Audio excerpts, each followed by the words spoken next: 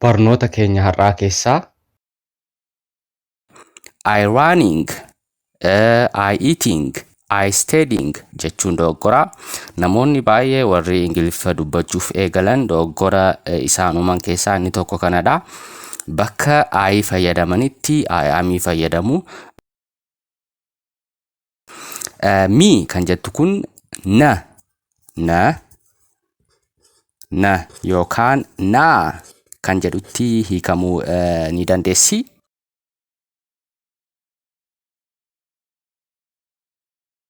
Egaa hordoftoota chaanaala EFO Tube baga nagaan gara chaanaala kanaatti dhuftanii kutaa keenya jechoota sasalphoo tokkoffaa kana keessatti jechoota garaagaraa namoota ingiliffa duwwaarraa ka'anii yookaan jalqabarraa ka'anii barachuu barbaadaniif jechoota barbaachisoo ta'an waliin ilaallachuudha. Egaa jechi inni jalqabaa isin beekuu qabdan I kan jettudha. Ayin kun gara afaan Oromootti yeroo hiikamtu an yookaan ana mataa koo kan jedhutti hiikamti. An meenooliin jedha. An jechuudha. Fakkeenyaaf I can read yoon jedhe maal jechuu kooti? An dubbisuu nan danda'a akka jechuuti. Ayin kun an kan jedhu bakka buuti. Ana mataa koo akka jechuuti. Jechi kaan jettu kun immoo yeroo wanta tokko nuti hojjechuu dandeenyu yookaan dandeettii isaa qabnu maal jennaa? Kaan jennaa.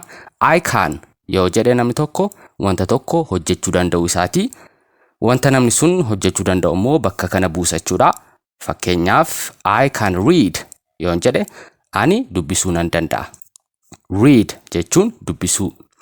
Can jechuun wanta tokko danda'u. I jechuun immoo anadha.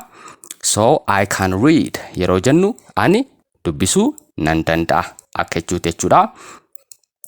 Lammaffaa irratti immoo I can jennee play football yoo jenne maal jechuu keenyadha?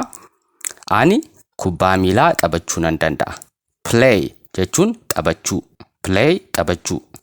Football yeroo jennu immoo kubbaa miilaati. Foot kan jettu kun isheen kun miila ibsiti. Foot yeroo jennu miiladha. Ball yeroo jennu immoo kubbaa kan jedhu ta'a jechuudha. So I can nan danda'adha. Maal dandeessu? Play football. Kubbaa miilaa taphachuu nan danda'a akka jechuuti.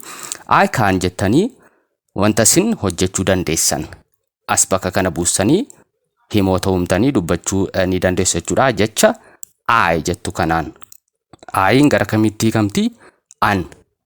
Ana mataa koo akka jechuudha. Ishee kana akkasitiin qabadha. An dubbisuu nan danda'a. I can read. As keessatti I kan jettu kun an kan jedhu kana bakka buute jechuudha. I kan jettu kanas dhiistanii gara afaan Oromootti yeroo hiiktan dubbisuu nan danda'a. Yoo namni tokko jedhe fakkeenyaaf dubbisuu nan danda'a yoo jedhe eenyu ta'uu isaati? Isuma ta'uu isaati jechuudha. An dubbisuu nan danda'a kan jedhu bakka bu'a. So ishee kana akkasitiin qabadha. Egaa I am fi I kan jedhu irratti namoonni baay'ee keessumaa namoonni ingiliffa eegalan bitaa isaan gala. Ishee kana adda baafachuu qabdu asirratti. I am kan jedhu gara maalitti hiikamaa afaan Oromootti jechuudha. Ani kan jedhutti hiikamaa. I kan jedhu maal jennee turre? An kan jedhu. I'n maal taati? An kan jedhu taati. Ana mataa koo akka jechuuti. I am kan jedhu immoo ani kan jedhu taati. Am kan jettu kun isheen kun verb to be jedhamti. Nama qeenxee nama tokkoffaaf I kan jedhamuuf I am jenna malee I is, I are kan jedhu kana hin jennu. Ishee kana asirratti kilaasii jalqabaa kana keenya keessatti beekuu qabdu jechuudha. I is hin jennu. I are hin jennu. Yeroo himoota garaagaraa uumnee dubbachuu barbaannu I am jenna. Taatee amma hojjennu keessatti. Kana jechuun maal jechuudha? Fakkeenyaaf taatee nuti amma hojjechaa jirru yookaan hojii nuti amma hojjechaa jirru ibsuudhaaf I am jenna malee I is yookaan I are hin jennu. I am jennee himoota eegalla jechuudha. I am jechuun immoo ani jechuudha. I jechuun ana jennee yeroo himoota ingiliffaa eegallee dubbannudha jechuudha. I am kun maal irratti nu fayyaddi? Ani akkas jechuudhaaf. Ani akkas innee yeroo of ibsinu jechuudha. Fakkeenyaaf I am a student yoo jedhe namni tokko maal jechuu isaati? Ani barataadha. I am a student yoo jenne. I am kun maalitti hiikamte? Ani kan jedhutti hiikamte. I am a student. Ani barataadha. I am a driver. I am a driver yeroo jennu immoo ani konkolaachisaadha. Driver jechuun konkolaachisaa akka jechuuti. Nama konkolaataa oofu. I am abdii yoon jedhe ani abdiidha yookaan maqaan kiyya abdiidha akka jechuuti. Egaa I am kan jedhu kana maal keessatti fayyadamna jennee jalqaba ani akkas jechuudhaaf. Fakkeenyaaf maalummaa ofii ibsuudhaaf yookaan eenyummaa ofii ibsuudhaaf maal fayyadamna? I am jenna malee fakkeenyaaf I jenne asitti I am bakka jedhutti I jenne I a student yookaan I a driver I abdii hin jennu I am kan jedhu kana fayyadamna jechuudha. Garaagarummaa ishee akkasii qabadhaa. I fi I am kan jettu kana jechuudha. I am a student ani barataadha. I am a driver I am abdii jennee wanta taane sana ani akkas jennee wanta dubbachuu barbaanne sana I am ergeennee booda bakka duwwaa kanatti buusnee dubbachuu dandeenya jechuudha. Inni lammaffaa ani akkas gochaan jira jennee yeroo dubbachuu barbaannudha.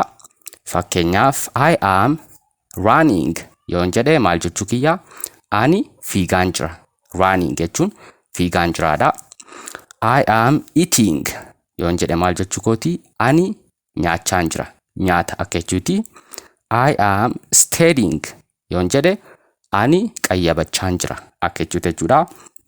Fakkeenyaaf egaa I jennee wanta amma hojjechaa jiru yookaan akkas gochaan jira jechuudhaaf I ergeennee booda I running, I eating, I studying jechuun dogoggora.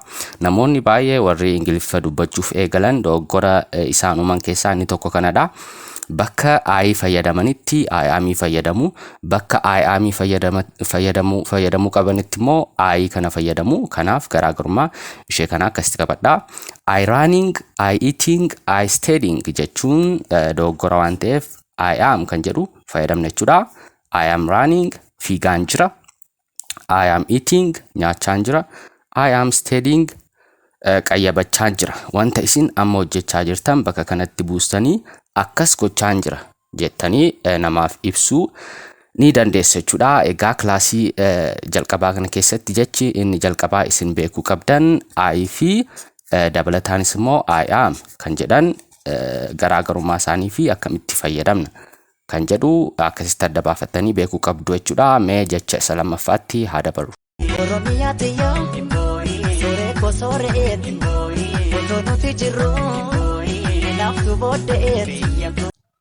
Okay guys, jechi inni lammaffaa isin beekuu qabdan immoo me kan jettudha.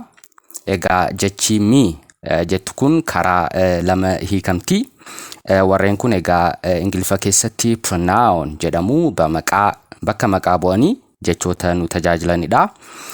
Me kan jettu kun na yookaan na kan jedhutti hiikamuu ni dandeessi. Na ana mataa koo jechuudha. Na jennee yeroo ibsuu barbaannu ingiliffaan me jenna. Na yookaan na jenna. Mee example fudhannee akka sirriitti isinii galuuf waliin haa ilaallu. Mean yeroo akka na taatutti fakkeenyaaf do you me yoo jenne jechoota kana bakka buusnee fakkeenyaaf do you know me yoo jenne na beektaa jennee yeroo nama gaafachuu barbaannudha. Do you know me? No jechuun wanta tokko beekuudha. Nama tokkoon na beektaa jennee yeroo gaafachuu barbaannu maal jenna? Do you know me? Me ammas keessatti maalitti hiikamte? Na kan jedhutti hiikamte malee na kan jedhutti hin hiikamne. Do you know me? Na beektaa. Do you love me? Na jaallattaa akka jechuuti. Love waa'ee jaalalaati jechuudha. Do you want me? Want jechuun immoo barbaaduudha. Nama tokkoon na barbaaddaa yoo jechuu barbaaddan do you jettanii eegaltanii want me jettu. You jechuun ati akka jechuuti. Do you know me yoo jettan ati na beektaayii akka jechuuti. You ati jechuudha. Do you know me na beektaa. Do you love me na jaallattaa. Do you want me na barbaaddaa. Wanta jechuun barbaadu wanta tokko akka barbaaduti. Yeroo jechi me jettu kun immoo gara naa jedhamutti hiikamtu maal taati. Fakkeenyaaf give me that yoo jedha namni tokko sana naa kenni. Waan sana akka jechuuti. That jechuun wanta xiqqoon irraa fagoo ta'e tokko that jenna. Sana akka jechuu keenyaati. Sana akka jechuu keenyaati. So me kan jedhu kun naa kan jedhutti hiikamuu danda'a. Egaa akka nama ingiliffaa eegaluu tokkotti jecha me jedhu kana karaa lama qabachuu qabdu. Tokko na kan jedhudha. Lammaffaa immoo naa kan jedhutti waan hiikamuuf ishee kana garaagarummaa ishee akkasitiin qabattanii himoota uumtanii dubbachuu danda'u qabdu jechuudha. Give me your pen yoon jedhe fakkeenyaaf qalama kee yookaan scriptoo isa jennu jechuudha. Qalama kee naa kenni. Naa kenni jechuudha. Na kenni otoo hin taane natti ni hiikamtu. Himoota kana keessatti me kan jettu kun gara kamitti hiikamti? Naa malee na miti jechuudha. Give me your phone number yookaan give me your phone number yoo jenne fakkeenyaaf asitti your yoo buusne yuriin kun maal jechuudha? Kan kee akka jechuuti. Give me your phone number yoon jedhe bilbila kee naa kenni ishee kana jechuudha. Naa kenniidha malee bilbila kee na kenni jechuu miti jechuudha. So garaagarummaa naa fi na kan jedhu akkasitti jecha me jedhu kanaaf adda baafattanii himoota garaagaraa uumtanii fayyadamuu ni dandeessu jechuudha. Meegaa jecha isa itti aanutti immoo adabarru.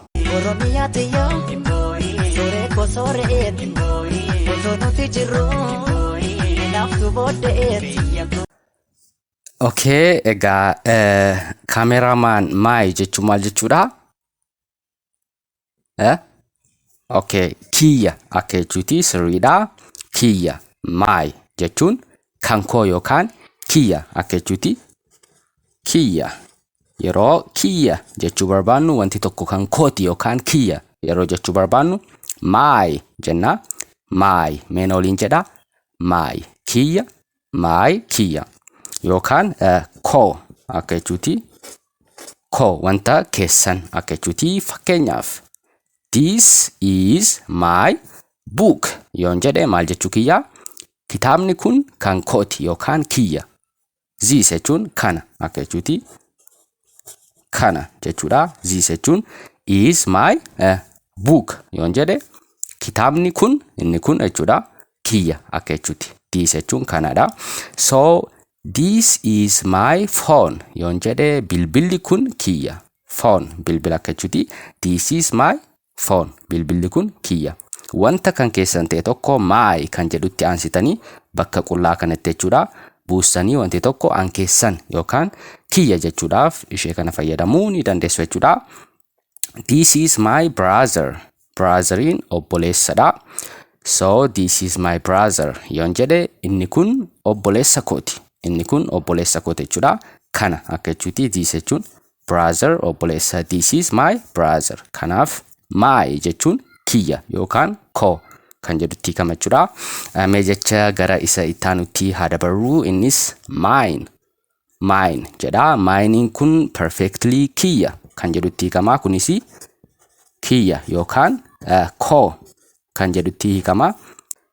Wanta nuti dubbachaa jirru sana ibsuu qabna. Fakkeenyaaf this is my book waa'ee macaafaa yookaan kitaabaa dubbachaa jirra. This is my book jenna. My itti aansinee wanta nuti dubbachaa jirru sana dubbachuu qabna. Buukii kana dubbachuu qabna. Mine kan jedhu kana garuu yeroo fayyadamnu this is mine. Kuni kan kooti kan jedhu bakka bu'achuudha. This is mine. Otoo maqaa wantichaa hin dhayin hankooti jechuu yoo barbaaddan mine kan jedhu kana fayyadamtu. Kitaabichi kun kan kooti. This is mine. Garuu yoo maqaa dhooftanii wanti kun kan kooti jechuu barbaaddan me kan jedhu kana fayyadamtu. This is my book. My ergeettanii booda maqaa wantichaa ni dhooftu jechuudha. Mine kan jedhu garuu osoo maqaa wantichaa yookaan maqaa meeshaa sanaa hin dhayin kan kooti jechuu barbaadan this is mine. Kun kan kootettanii nama sanaaf ibsuu ni dandeessu jechuudha.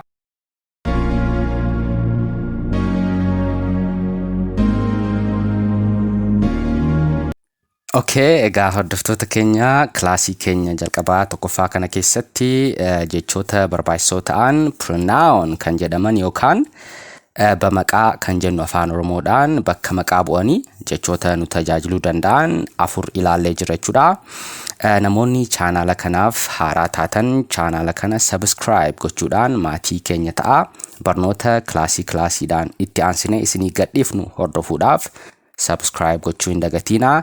Yoo gaaffii qabaattanis komentii jalatti na barreessaa jechuudha. Haga kilaasii keenya itti aanutti yeroo gaarii qabaadhaa. Take care.